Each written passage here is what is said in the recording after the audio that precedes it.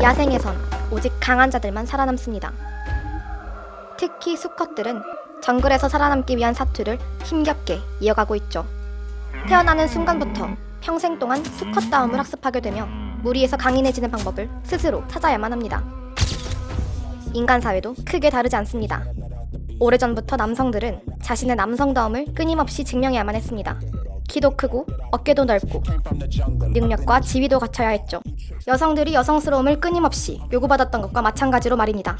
그리고 지금 남성성은 새로운 위기에 직면했습니다.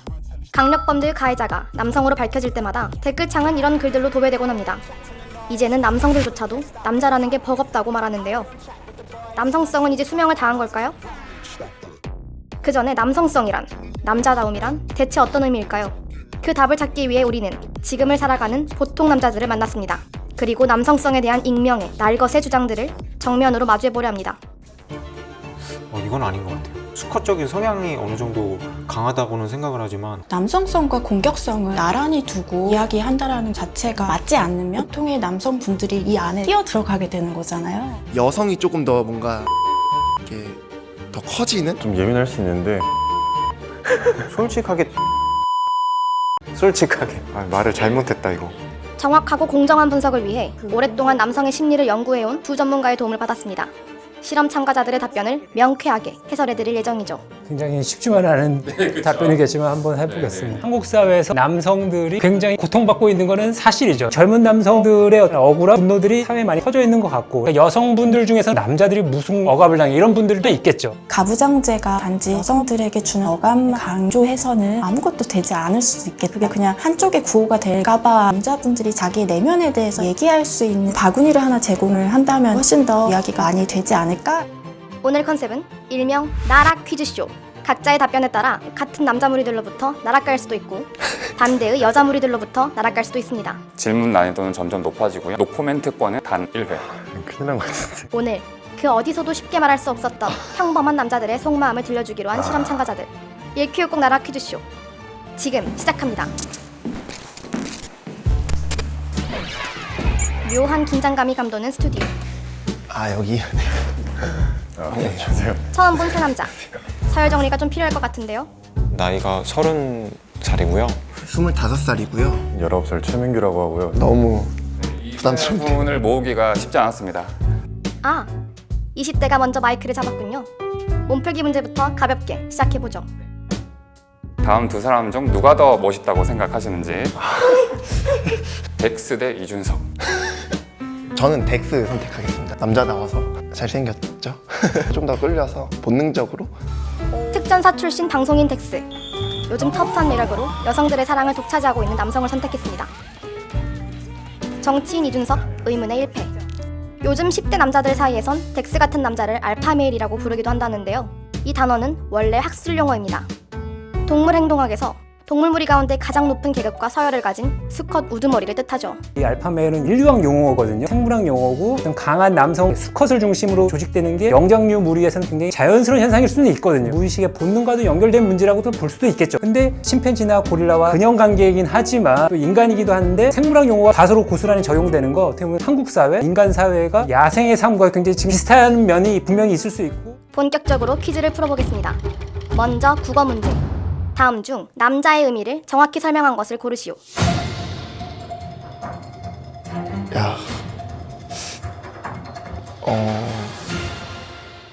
생각보다 고민이 많이 되네요. 저는 장점이 더 많다 선택하겠습니다. 저는 운동을 또 하기 때문에 그럼 단점이 있다면 혹시 일단 굳이 하나 뽑자면 국방의 의무를.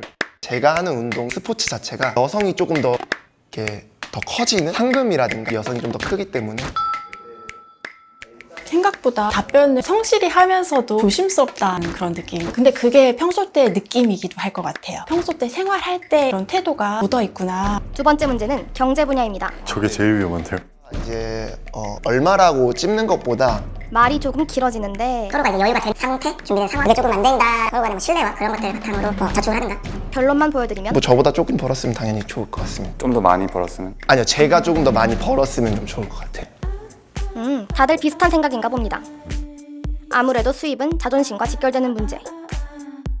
여성들도 그걸 또 원하는 사람들이 굉장히 적지 않거든요. 내가 아무리 많이 벌어도 남자는 나보다 조금이라도 뭐 10,000원이라도 더 벌어야지 존경하는 마음이 든다는지, 아주 오랜 세월 동안 남자가 좀 더 리드를 한다고 해야 될까, 그런 식의 관계 양상이 일반화되어 그 오랜 세월을 무시할 수는 없는 거예요. 밑바닥에는 깔려있긴 한 것 같아요. 다음은 윤리 문제. 당신은 정의로운 남자입니까?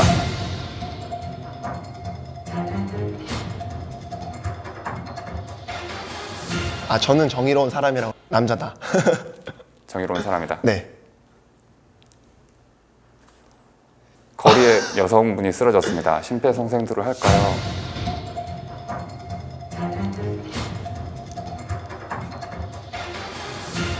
뭔가 문제가 생겨도 저는 일단 사람을 먼저 살리고 볼 것 같습니다. 뭐 법이 다 돼 있어가지고. 하지만 모든 남자들이 그렇게 생각하진 않는 것 같군요. 최근 유럽에서 발표한 연구에 따르면 공공장소에서 심정지가 발생할 경우 남성보다 여성이 CPR을 받을 확률이 낮다고 합니다. 지난 2018년 미국 심장협회에서 발표된 연구 결과도 비슷했는데요. 성추행을 당할까봐 두려워하는 시선이 지배적이었습니다. 그러니까 남성들에게 있어서는 자기 보호를 해야 한다라는 관념이 지금은 있을 수밖에 없는 것 같아요. 불신이 있는 거잖아요. 내 진의를 가지고 이렇게 했는데 남성은 가해자이라는 어떤 이야기들이 많이 있어. 그래서 내가 어떤 행동을 할 때 난 조심해야 돼. 방어의 반응이고 스트레스의 반응이기도 한 것 같아요. 방어해야 하는 게 건강한 거기도 하거든요. 이해도 되면서 여러 복잡한 마음이 들게 하네요. 바로 이어서 다음 질문. 이야. 이제야 패스권을 쓸 때가 왔다. 가장 어려운 3단계. 안보 분야입니다. 저는 잠시 뒤 다른 참가자에게는 심화 질문을 던져볼 예정인데요. 어쨌든 국방에 응원하는 게 뭐 여성보다 남성들의 그런 대상으로 만들어져 있는 거기 때문에 남자가 가는 게 맞다고 저는 생각을 합니다. 네. 저 자리로 가면 될까요? 고생하셨습니다. 첫 문제가 제일 센 것 같아서. 다음 차례는 30대 가장입니다. 다시 국어 문제. 알파멜이라는 단어를 혹시 아시나요? 자세한 뜻은 잘 모르는 것 같아요. 뭐 진정한 남자란 뭐 이렇게 이해를 해주면 좋을 것 같고요. 여성들에 대해서는 여성스럽다, 남자들에 대해서는 남자답다라고. 스러움이라는 건 어떤 느낌을 강요하는 거, 답다라는 거는 존재에 대한 이야기예요. 남자다워야 된다라고 했을 때 느낌만 내는 것이 아니라 배워야만 한다라는 그런 억압으로 다가올 수 있는 거예요. 불안. 나도 저렇게 돼야 하는 건 아닌가? 저렇게 돼야지만 사회에서 존재감을 드러내고 인정받을 수 있는 것은 아닌가 하는 끊이지 않는 압박과 고통. 가부장 사회에서 남성들에게 대표적으로 작동하는 억압이라고 설명합니다. 뭔가 우리가 결혼 시장이라고 하잖아요. 그리고 뭐 취업 시장, 그 위에 따라서만 대우를 하는 그런 측면이 더 첨예화될수록 있는 정신적인 불안이나 우울이나 힘겨움이 많아지거든요. 생각난 심리 용어가 대상화였어요. 대상화되는 경험을 여성의 몸을 가지고 계속 해왔었어요. 지금도 마찬가지지만 남성에 대해서도 두드러진 능력이나 외모적인 뛰어남이나 남성성의 측면의 하나로 이제 축소해서 이야기를 한다는 것 자체가 저변에 깔린 불안이 있을 수 있겠다? 저는 후자 쪽이 더 맞는 것 같아요. 어떤 뭔가 가정에 대해서 자기 이해의 것들을 챙긴다는 거 정말 쉽지 않거든요, 사실. 여유가 있던 없던 그런 책임감이 있기 때문에 그쪽이 좀 더 가깝지 않을까요? 결혼한 남자의 생존법은 확연히 달라지게 되는데요. 네, 본인 집에 먼저 가시나요? 처가 먼저 가시나요? 처가요. 그렇게 안 되면요, 분위기가 좋지가 못하는 분위기가 이렇게 될 수도 있어서. 많은 남성 가장들이 강한 긍정을 보일 것 같은데 요즘 젊은 사람들 보면 확실히 가정을 중시하고 10년, 20년 전만 해도 보기가 흔치 않은, 제가 사회에서 어떻게 비치는지도 물론 중요하긴 하죠. 근데 힘들지만 또 주말에는 또 아이 함께 보내려고 하고 아내에게 잘하려고 하는, 근데 그것이야말로 굉장히 남성성이 보이는 모습이죠. 남성성의 변화를 반영을 하는 거고. 하지만 남성에게 거는 사회적 기대가 다양해진 만큼 그 중압감도 더 심해졌습니다.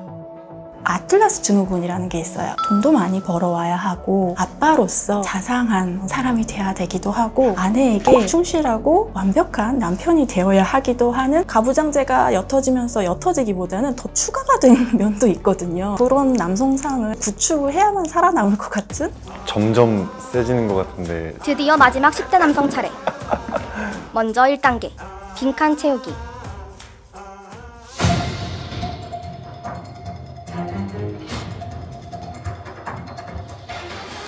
좀 예민할 수 있는데 아무래도 돈이랑. 네. 일단 통장에 박혀있는 영 개수도 그렇고 약간 여자들도 그럴지 모르겠지만 남자들도 약간 팔로워 많이 타거든요. 팔로워 얼마냐 뭐 이런 것들. 비싼 옷 입고 있고 이런 걸로도 혹시 서열이 나는 그런 개념일까요? 사실 그런 걸로는 요즘 잘 안 나누는 것 같아요. 다들 워낙 비싼 옷을 많이 입어서. 나는 너무 공감 못하겠다. 보통 그 막 외적인 조건이지 않았을까요? 체격이나. 보통은 체격이죠. 키나. 성장이 빠른 애들. 네. 근데 서열이란 것이 남성 사회뿐만 아니라 인류 전체에 놓고 이게 무의식 중에 아주 작동되긴 하는 것 같아요. 그러니까 저 사람이 나보다 높은 거 아닌가 이걸 보고 무의식에 사람들 인간은 따지거든요. 보통 이제 키가 크고 운동을 잘하고 싸움을 잘하는 이런 남자애들이 목소리가 힘이 있었고 영향력이 있었다면 요즘 들어서 또 부각되는 게 어떤 돈의 문제거든요. 그러니까 돈이 있는 집안에 그런 부유한 아이의 애가 더 큰 목소리를 내고 더 서열상 높은 곳에 올라간다. 아저씨 아줌마들 보면 다 돈 자랑하면서 다 그 안에서 서열 정리하고 그것이 고스란히 옮겨진 거라고 보시면 되지 않을까 싶네요. 빠르게 마지막 3단계 퀴즈. 사실 딱히 걱정되는 건 없는 것 같아요. 네, 알겠습니다. 자,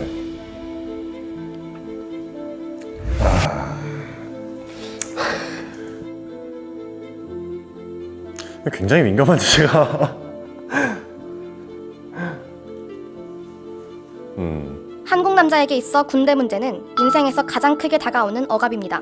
군대에 다녀오는 것은 억울하게 부여된 의무일 뿐 그에 따른 보상이나 사회적 인정은 매우 적다는 인식인 거죠. 하지만 그걸 입 밖으로 꺼내기는 더 쉽지 않은 문제. 그냥 따지고 보면은 이제 신체적 변화 같은 것도 군대는 다치지만 않으면은 출산은 신체적 변화가 생긴다고는 하는데 아이가 갖고 싶으면은 입양이란 방법도 있는데 군대는 내가 원하지 않아도 가야 되잖아요.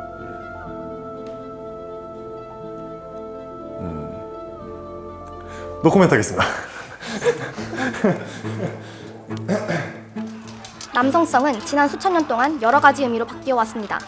전쟁이 일상이던 고대 시대에선 싸움을 잘하는 용맹한 남자가 진정한 남성다움이었고 르네상스와 계몽주의 시대에 들어서는 교양 있고 사교적이며 신사다운 젠틀맨이 산업혁명 시대에는 건장하고 성실한 노동자와 이를 통한 부의 창출 능력이 남성성을 규정해왔고 오늘날에는 이 모든 것을 합친 다층적인 남성다움이 사회적으로 요구되고 있습니다.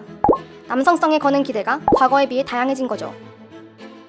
특히 자본주의 시스템 속 개인 능력주의가 심화하면서 계층과 서열이 명확히 두드러진 지금 무한 생존 경쟁에 내몰린 오늘날 남성들은 좋은 대학, 멋진 차, 능력과 지위 같은 전통적인 남성성을 현실화하는 것이 무척이나 힘들어졌고 이는 남성들에게 많은 혼란과 갈등을 불러일으켰습니다. 남성들은 억울함을 호소합니다. 그중 일부는 여성들의 사회 참여가 많아지고 목소리가 커지면서 남성들의 입지가 좁아지고 있다고 판단하죠.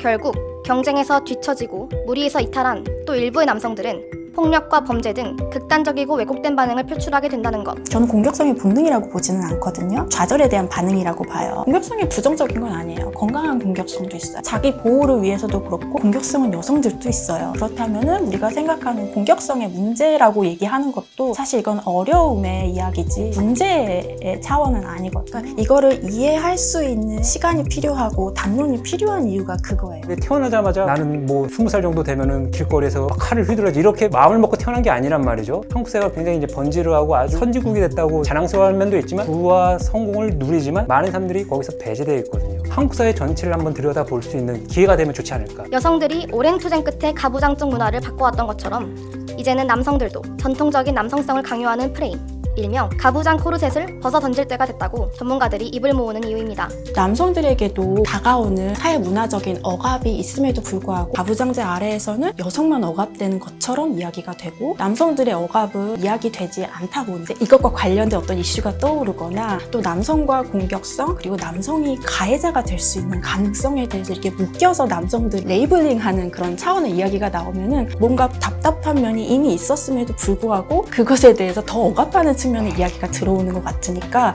방어적으로 반응하게 되는 것이 아닌가. 오늘날 남성다움은 정말 수명을 다했을까? 수천 년간 이어져온 남성성의 종말을 고해야 할 때가 온 것일까? 오늘 실험이 제기했던 질문에 대한 대답은 그렇다, 그렇지 않다, 둘 다입니다. 고정적인 성 역할을 강요하는 전통적인 남성성과 작별 인사를 하고 지금의 현실에 걸맞은 새로운 남성성이 필요하다는 거죠. 이 시대에 맞춰서 남성성이 변해야 돼야 하고 변하고 있죠. 미성숙한 남성성을 발휘했을 때 사회에서 제지도 오고 그것이 속 바람직하지 않다고도 다 알려주죠. 오늘 젊은 남자들을 보면은 어떤 타인을 대할 때 친절하면서도 부드럽게 대하거든요. 상대방의 예의를 갖추면서 상대를 위할 줄 그런 식으로 학습이 된 거고 성평등 의식도 훨씬 많이 생기는 거고 인간에 대한 존엄성도 많이 이제 이해를 하는 거죠. 남성성이 훨씬 더 세련화되고 멋있어진 거죠. 더 건강한 남성성, 진정한 남자다움이 발현되는 모습이라고 할 수 있죠. 진정한 남성성이라는 거는 나다움이라고 생각을 하거든요. 남성성을 나만의 방식으로 구축해가는 과정이지 어떤 결과에 나를 맞추지는 않아도 된다고 말씀을 드리고 싶어요. 오늘 실험으로 조금이나마 전통적인 남성다움에 대한 인식이 달라질 수 있다면 그게 바로 변화의 시작이지 않을까요?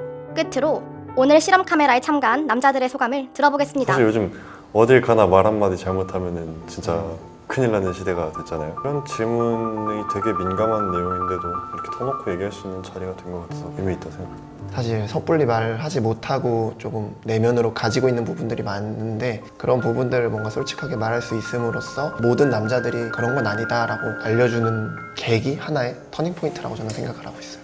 다들 공감하실 부분이 좀 있다고 생각이 드니까 그거를 말할 수 있고 표현할 수 있는 기회를 이렇게 만들어서 이게 너무 감사한 거죠. 뭐 여성분 남성분 모두 화이팅입니다.